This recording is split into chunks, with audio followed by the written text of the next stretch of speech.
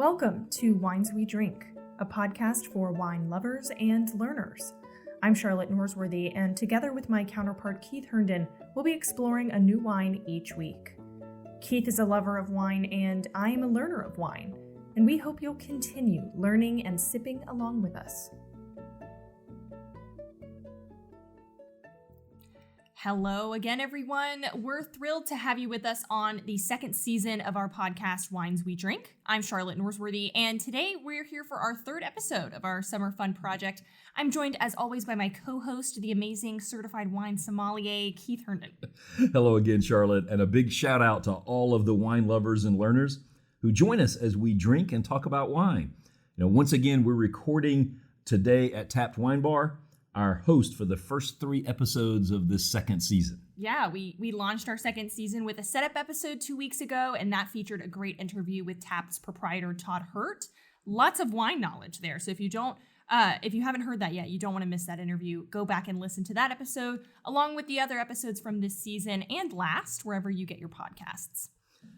Charlotte, I so enjoyed last week's episode where we drank a classic Greek wine, an Assyrtiko, and I'm equally excited about the bottle of wine we're going to open and drink today. We're staying in the old world, and we're going to be enjoying another white grape varietal. This one from Austria, known as Gruner Veltliner. Interesting that we're starting this season with old world white wines. That's the trend. We have Assyrtiko, Gruner Veltliner. Are they very similar or very different? Charlotte, that's a great question. My overall answer is that they're probably more similar than different, in that they both represent dry, refreshing white wines and classic old world styles. They have that pronounced acidity, but their differences are also quite noticeable. The Assyrtiko that we had last week is known for its minerality and salinity, right? The Gruner Veltliner that we're going to drink today is more fruit forward with some hints of white pepper that we associate with this varietal. Interesting. Yeah, sounds mouth-watering. Let's get started. So what bottle of Gruner Veltliner are you opening for us today? We're going to enjoy a 2020 bottle from Austria's Hugo Wimmer winery. This winery is built on the teamwork of a young husband and wife, Martin and Sylvia. Martin handles the winemaking, and Sylvia manages the estate, the tastings, and marketing. They're both from winemaking families. But their personal merger ended up as a winemaking merger as well. They combined their estates in 2013, and what do we say? The rest is winemaking history. Yeah, well, that sounds really convenient. So it's wonderful to hear, the stories behind the wines we drink, and to know that these are family operations that continue to produce such great wines is really cool. Yeah, so I'm going to open this bottle. It has a screw top. And we're going to pour 2 glasses, and then we'll get into some drinking this wine. Woohoo! Yeah, it's in for our listeners, it's in a really cool sort of bright green bottle. Usually you see, sort of really dark green bottles, and this one's kind of more clear, but so it sort of reminds me of summer in that way. He's pouring for us here. Pale yellow, similar to the Assyrtiko from last week. I think last week we talked about it being almost, the Assyrtiko being shimmering silver. But this one definitely feels more like a pale gold than a silver. Yeah, once again, your color observations are spot on. And I think when we see a pale gold color like this, our other senses start coming into focus as to what we'll expect with that first smell and taste. So I'm going to ask you to put your nose in that glass and tell me what first comes to mind. Oh, yeah. So, again, talking about the Assyrtiko from last week, I similarly get an overall sense of citrus. It's definitely not as potent as, the aroma of the Assyrtiko from last week, but I think that's pretty much where the similarities end. Rather than orange, which is what I was referring to last week's wine, I think this one is more grapefruit. It's citrusy, but not in the same sort of orangey, zesty way that the Greek wine was, if that makes sense. Sure, yeah. So go ahead and do a taste there and see if you come up with another fruit. Oh wow, yeah. I'm definitely getting I would say apple, like a green apple kind of flavor. Maybe it's just the color of the bottle throwing me off, because the color of the bottle also feels very green apple. So I'm getting that coming through. And going back to the citrus, I said grapefruit upon smell, but again, this may just be the green bottle throwing me off. But I would maybe also say lime would be the more accurate citrus flavor. There's other things coming through. I don't know. Yeah, definitely. When I smell this wine, I get those true fruits that you mentioned. I really sense that green apple and pear. So now that you're sipping it, and you kind of tasted that lime, what are some of the other influences there? Yeah, I mean the tree fruits that grow on trees are there. Definitely getting that tardiness of green apple. I mean, the wine's acidic, but it's not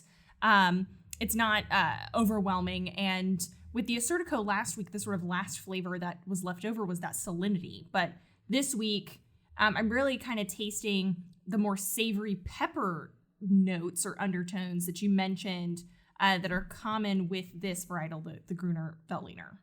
Yeah, I probably set you up for that, right? Yeah, you're tasting implanted it in my brain. Yeah, right. I set you up for that in the when we were doing the opening. I think the classic kind of Gruner Veltliner style has some of that pepper undertone to it. I think that this is exactly what this winemaker had in mind when they were creating this bottle of Gruner Veltliner. If you look at the winemaker notes, they refer to this as a typical of this varietal. He described it as, quote, spicy, fruity, peppery, with an animating acidity, end quote. Animating acidity. That's fun. And that's interesting, because with that description, whenever you read something like spicy and peppery, it feels terrifying from someone like me who doesn't have a lot of wine experience, because when you don't necessarily associate spiciness with a refreshing summery wine. But I would say that he still kind of was spot on with that description. All those descriptors I would say would apply in the best way, and not in the way that maybe you would think as coming from, maybe the food perspective when you think about spicy and peppery. Yeah. And, we talked about this some last week, and I think it's worth reiterating this week. I really prefer these type of crisp white wines, the Assyrtiko last week and today's Gruner Veltliner, to achieve their complexity, directly from the grapes and the skill of the winemaker, and not from any time in an oak barrel. This Hugo Wimmer wine is cool fermented, and it's matured in stainless steel tanks, no oak, but you still get complexity from the layers of the spiciness and pepper that comes through. And that just creates a vibrant wine to drink, I think. Mm-hmm. Yeah, I mean, I would agree. I think it's really interesting about the differences between oak and stainless steel. Last week, the look of it even was silvery, which, associating that with stainless steel. So it's interesting to see that this week we've got a golden color still from stainless steel. It's yeah, that's just interesting. And as you mentioned, really refreshing, really delicious. So getting into the price breakdown, how much can our listeners expect to pay for a bottle? Sure. I'll get into that, but let's have one more sip to enjoy this before we talk about price. Deal.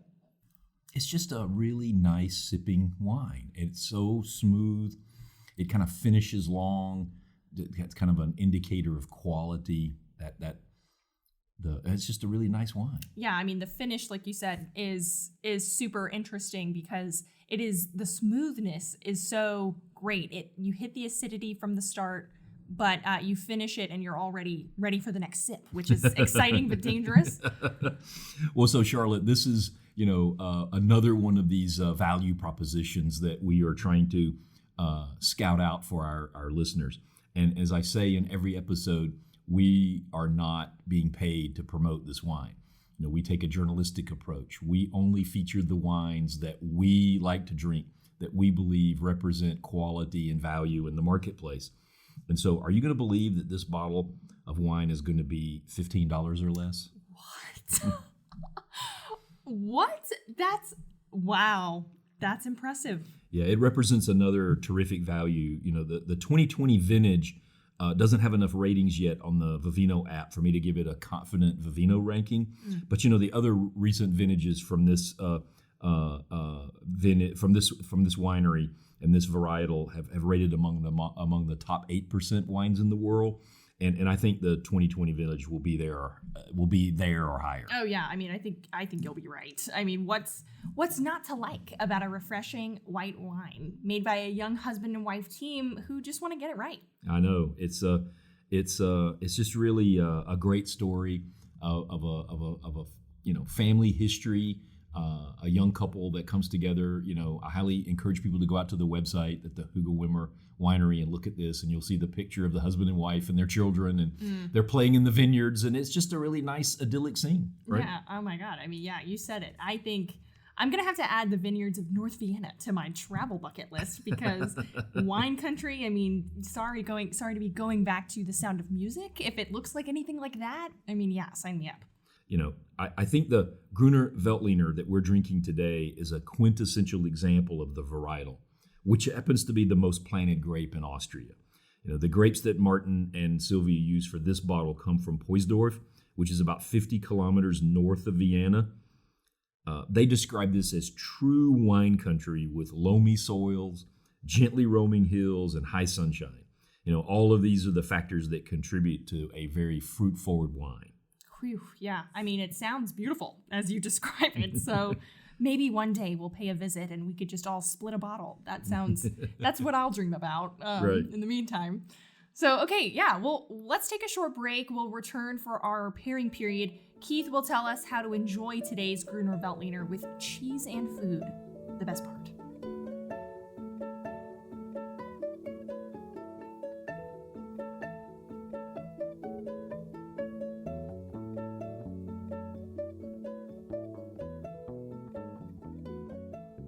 Okay, everybody, welcome back to our pairing period, where we talk about pairing the wines we drink with complementary foods.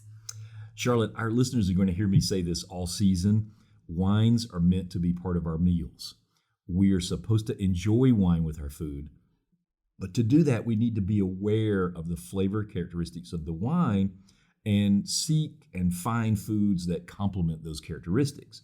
During the break, I brought out some Gournay cheese that's flavored with shallots and chives. This is a soft, creamy, kind of slightly crumbly cheese, and the shallots and the chives give it a zestiness that works well with the hints of pepper in this Gruner Veltliner. So I'm going to ask you to take a bite of the Gournay cheese that I placed on the cracker for you, and then follow it up with a sip of this delicious wine. Don't mind if I do. And I'm going to join you.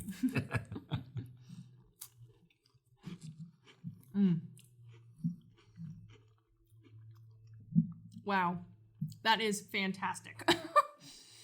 I'm a simple gal. I think cheese and crackers are my favorite food group. That's a fantastic cheese and wine pairing.